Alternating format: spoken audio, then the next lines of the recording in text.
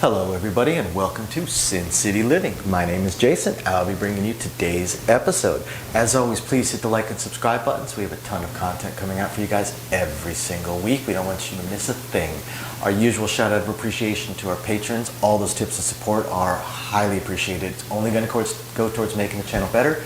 We're hoping to add a lot more games to the channel, such as roulette, video keno, video poker, carnival games, things along those lines. We just want to do it right. It's going to be very expensive, so it's going to take some time. You could help us out if you wanted to. If not, no big deal. We appreciate you guys just tuning in. But if you're curious about it, go ahead and check the description down below this video on the patronage. And for our patrons, we do hope you are appreciating those patron-only exclusive videos we're putting out for you guys every single week. If you have anything you'd like to see, just email us on the site. We're more than happy to film it for you. As for the rest of you, please continue tuning in. We have, like I said, a ton of content coming out. And if you have any suggestions, questions, strategies, anything related to craps, baccarat, blackjack, pai gow, casinos, Vegas in general, just go ahead and shoot us an email at sincityliving@gmail.com. We absolutely love to shoot these videos for you guys. It is our favorite thing to do. That being said, I'm going to go ahead and jump into today's video. And hello everybody and welcome to this week's true crime episode. And we're getting away from the blood and guts to go into something a little bit more interesting, or not interesting, but something a little bit different and a little bit more connected to the casinos. And it's interesting in this case just because it is still unsolved, and it's pretty amazing how it was done. So this week we're going to talk about Bill Brennan and what he managed to get away with back in 1992. Pretty incredible. But before we get into exactly what he did, we're going to go back in time just a little bit. So jump into your little Calvin and Hobbes cardboard box, hit the little button, and let's go back in time. Little wibbly wobbly timey wimey stuff. Yeah. Just don't forget to pack your tuna sandwiches. So 1992, Stardust Casino. So this is obviously a long time ago, although it's painful to me to think that this is considered a long time ago because I remember like it was yesterday. Because you were because the junior and Alzheimer's might be kicking in, so it really was yesterday. So back then, because we're talking almost 30 years now, and back then the casinos were not quite so concerned with security as they are now. Obviously, they still had security, they still had cameras, they still had all the standard trappings of security, but on a much lower level and much less involved, less intricate, less intimate almost. I mean, these cameras are, I'm pretty sure that felt a camera in my colon.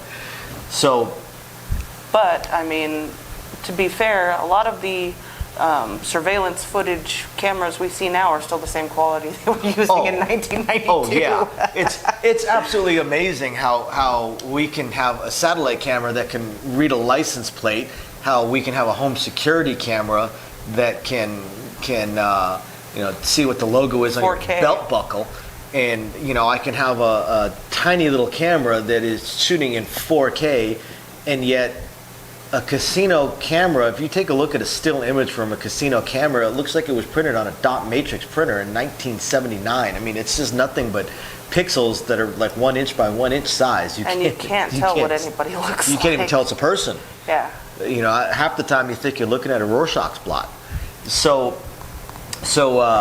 back then, the cameras were even worse than they are now, although they didn't end up having to come into play.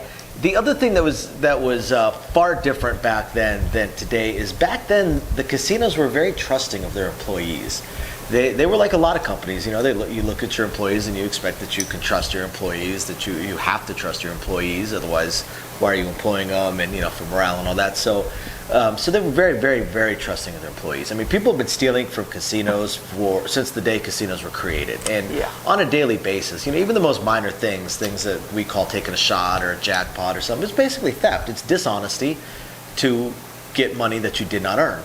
That's theft. I mean, if you claim to make a bet that you didn't make, you're stealing. That's exactly what it is. So, people have been stealing for a long time, but employees not so much.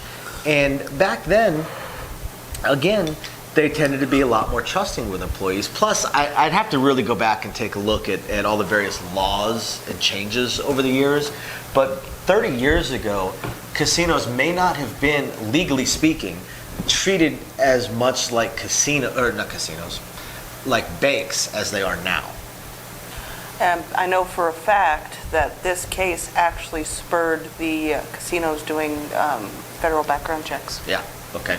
So There were no vetting processes like there are now. Like a standard hiring process, And nowadays, what most people don't realize is that nowadays, the casinos fall under most of the same legal regulatory laws and restrictions that banks do. In most ways, casinos are basically considered banks.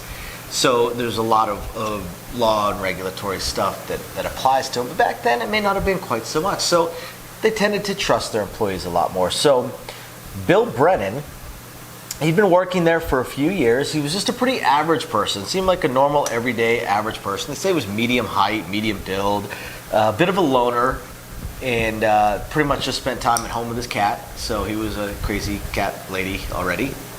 And just a pretty plain average person. He'd been working for them again for a few years. Just a normal everyday guy. He'd gotten to know a lot of people there, got to know some of the regulars, some of the high rollers, and was considered a very diligent, very, very, very hard-working person, although they do say that he did let other employees negatively influence him, which is very common in any industry. I've worked in multiple industries, and no matter how great somebody is, you always have the negative people that eventually can manage to poison somebody, over time. So Bill Brennan started hanging out with some of the high rollers, one of the high rollers at the casino, and that person, it's suspected, and from Brennan's demeanor over time, they believe that he really started putting it into his head, kind of a lust for power and for money. And I mean, we can all understand that. We look at money, we all look at money and go, God, I wish I had that money, or I wish I had more money, or I wish I had money. Money? What is this money? thing you speak of? I know I have these ones and zeros that go into my bank account and go right into somebody else's bank account, but to pay for the electricity for me to be able to look at my bank account as it's funneling into the. I mean, so he was starting to really want more. So he went, and you can't even say he asked for a raise. The way it's put is he demanded a promotion to a supervisory spot. Now, he'd been there for 4 years, so depending on how you ask, it's not an unreasonable request. He'd been there long enough that he had the seniority and he had the experience. So the fact that he hadn't already been looked at and talked to about that is kind of telling as far as how his attitude may have changed over time. For such a diligent hard worker, as they all say he was, it is kind of odd that he wasn't already in line to be promoted, unless there were other issues going on there. So he demands a promotion, not asked, demands a promotion. And of course he's turned down. He's turned down because his supervisor just doesn't think that he really has the necessary qualities for that kind of responsibility. So there's some suspicion, and probably rightfully so, that this refusal is what motivated him to pull off the crime that he did. And while he was working there, he had time to investigate the faults in the casino's security systems, the cameras. He knew which camera showed what, showed the where, so on and so forth. So what exactly is this amazing masterminded crime that Bill Brennan did? Well, Bill Brennan, this is another interesting thing about this particular case is that he stole from a casino, and yet there's no weapon involved, there's no violence involved, there was no cheating or no elaborate plot involved. He collected up $500,000 in random chips and cash and just walked out the door. That was it. He just collected up $500,000 and just walked out the door. Didn't affect anybody else. Again, no violence, no guns, no threats, no witnesses. And it was because of his knowledge, his intimate knowledge of the security systems and the camera systems, that they say it took police several hours to even figure out that he was the one who stole the money, which several hours was enough time for him to pack up and and D.B. do what Cooper. he needed to do. Exactly. Bill Brennan pulled a D.B. Cooper because what is interesting about this case is that it's never been solved. He has never been found. And we're going to go into some of the theories and rumors and speculation in a few minutes, but I want to point one thing out. Some rumors might say, and a suspicion of mine too would be like, he was connected or mob connected or had partners or somebody, he got offed for the money. Somebody offed him for the money. Except that when the police went to break down his door just a few hours after this happened, because again, it took him a few hours to figure out that it was him, probably because he was dodging cameras and stuff like that. When they went and broke down the door to his apartment, obviously he was gone, but so was his cat. So he actually had time to pack up, take his beloved pet, and F off. And, if it's, you could certainly look at it and go, well, maybe the cat was the mastermind, because they are evil little bastards. And very smart. They're pretty smart, but I'm not sure that they're quite that smart. Evil mastermind level, though. That is true. So yeah, Bill Brennan, he collected up $500,000 in random chips and cash. And here's the thing, because some people might be thinking, well, you read about these stories about people that steal chips, the motorcycle bandit, and the people that just do snatch and grabs, and they get caught trying to cash them in, or the fact they can't cash them in because they grab the wrong ones. But here's the thing, we're looking back 30 years ago, so it's before RFIDs in the chips, and back in the day, casino chips here in Vegas were basically cash. So if he was smart enough, and it sounds like he certainly was, he wouldn't have been grabbing $1,000 and $5,000 chips anyway. He would have been grabbing hundreds and quarters, ones that are very, very easy to wash, basically. Even at the casino, you grab a bunch of thousands and you try and send an accomplice in to start cashing them out, and they're going to be arrested. But you just grab blacks and greens, some hundreds and 25s, and send someone in, a few days apart for a month or so. It's not going to be a problem at all. Someone going up and cashing out $1,500 in chips, $2,500 in, well, 25 nowadays would flag maybe, but back then. Nah, and plus you could of course break it up even more there. So he was certainly smart about it, but also back then, again, chips were basically cash. I've had plenty of people that grew up in this town that are in their 60s or 70s now. So when they grew up in this town, they grew up with this town, telling me things like they used to pay for their groceries with casino chips. They used to pay for their gas with casino chips. They were basically cash. Right. So and of course he stole cash as well. But it was, again, never solved. He was never caught. He was never seen again. And not even the slightest hint, the slightest whisper, not even rumors of, I think we saw this guy somewhere here or there. Probably in one of those infamous holes. Could very well be. Desert. Could very well be. Or he's sitting on the beach sipping a Mai Tai somewhere. Also could very well be. There's just no way of knowing. And it probably will never be solved. He was on the FBI's most wanted list for quite a long time. And there were a lot of calls with clues and stuff that came in, but again, never solved. So some of the rumors and speculation, he was caught reading books about how he could change his identity. So there is, of course, the theory that he might have fled somewhere out of the country. Mexico, Canada, the Bahamas, Bora Bora, like XXX. You never know. But while $500,000 is a lot of money, it's very expensive to flee somewhere, change your name, get all papers, and so on and so forth.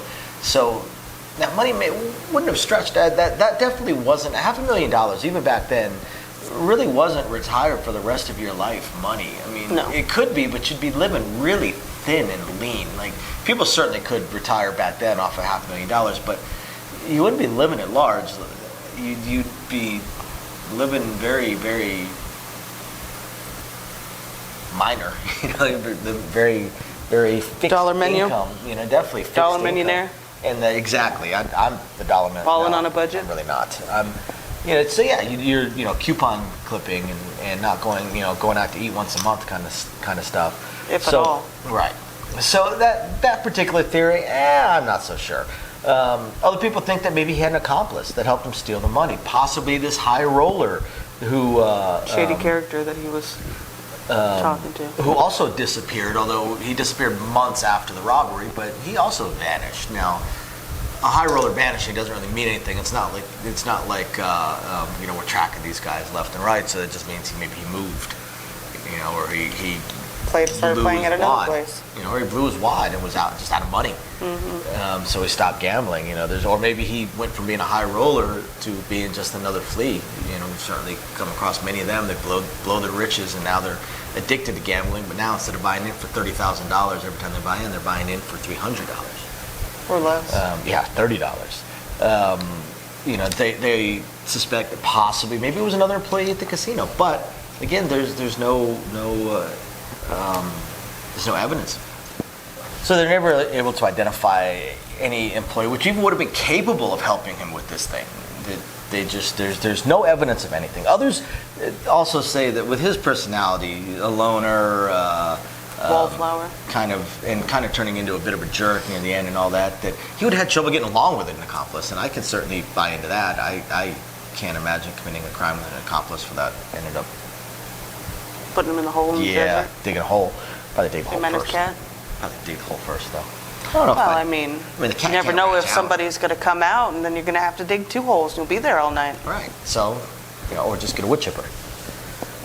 Other people think that maybe he was killed by his partner. Maybe he refused to give the money. Maybe they wanted all the money. Possibly he was mob connected. There's just absolutely no way to know. And that's what remains fascinating about this case. This is 1992. This is 31 years ago.